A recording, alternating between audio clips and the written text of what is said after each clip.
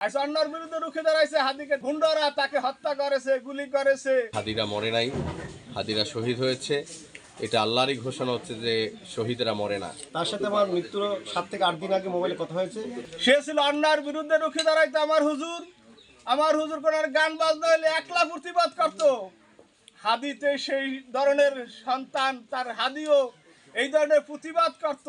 অন্যার বিরুদ্ধে রুখে দাঁড়াইছে। অন্যার বিরুদ্ধে রুখে দাঁড়াইছে। হাদিকে ঢাকা শহরের বাসী গুন্ডারা তাকে হত্যা করেছে, গুলি করেছে। সে এতদিন মুমূর্ষু অবস্থায় ছিল, তাকে সিঙ্গাপুর নেওয়া হয়েছে বাঁচাবার জন্য। বাংলাদেশ সরকারকে ধন্যবাদ যে বাংলাদেশ সরকার তাকে চিকিৎসার জন্য আপ্রাণ চেষ্টা করছে।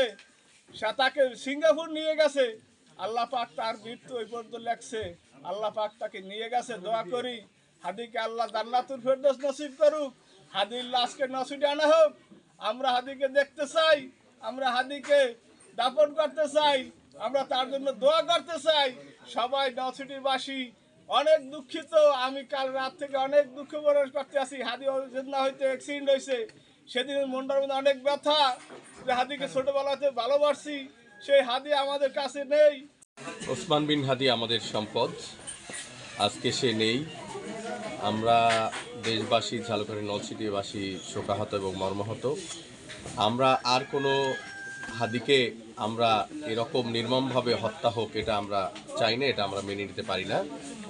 আমরা মনে করি, বিশ্বাস করি হাদিরা মরে নাই, হাদিরা শহীদ হয়েছে। এটা আল্লাহরই ঘোষণা হচ্ছে যে শহীদরা মরে না। অতএব সে আমাদের এখনও প্রেরণা, অতএব আমাদের পাশে সে আছে সেটা আমরা বিশ্বাস করি। অতএব আমরা তার রেখে যাওয়া দায়িত্বটা যেন এই যুব সমাজ পালন করতে পারে, সার্বভৌম বাংলাদেশ একটি গড়ার ক্ষেত্রে ভূমিকা পালন করতে পারে, সেটাই হোক আজকের তরুণ সমাজের অঙ্গীকার। আমরা তার জান্নাত প্রাপ্তির জন্য আল্লাহর কাছে শাহাদাত কবুলের জন্য আল্লাহর কাছে দোয়া করি। তার সাথে আমার খুবই হৃদ্যতাপূর্ণ সম্পর্ক। তার 3 ভাইয়ের সাথে আমাদের সাথে সম্পর্ক। আমার বাবার সাথে তার বাবার বন্ধুত্বপূর্ণ সম্পর্ক। আমরা ছোটবেলা থেকেই একত্রে বড় হয়েছি। সে আমাদের জুনিয়র থাকলেও বন্ধুত্বপূর্ণ সম্পর্ক ছিল। ন্যায় এবং নীতির ক্ষেত্রে সে ছিল অটল, অবিচল। তার সাথে আমার মৃত্যুর 7 থেকে 8 দিন আগে মোবাইলে কথা হয়েছে।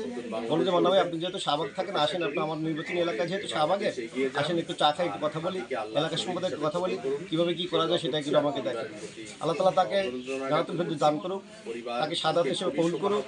এলাকাবাসী সবাই চায় যে তার লাশ একটু এলাকায় যদি নিয়ে আসা হয় তো সবাই একটু মানে মন থেকে যাতে তাকে করতে শ্রদ্ধা জানাতে পারে, সেই আশা আকাঙ্ক্ষা রয়েছে। আমি চাই তাকে আল্লাহ তাআলা জান্নাতুল ফেরদৌস নসিব করুন। দেখা হচ্ছে হাদি বললাম, হাদি ওসমান, হাদি বলেন ওসমান হাদি। এলাকা নিয়ে একটু কথা বলি। আপনি যেহেতু শাহবাগ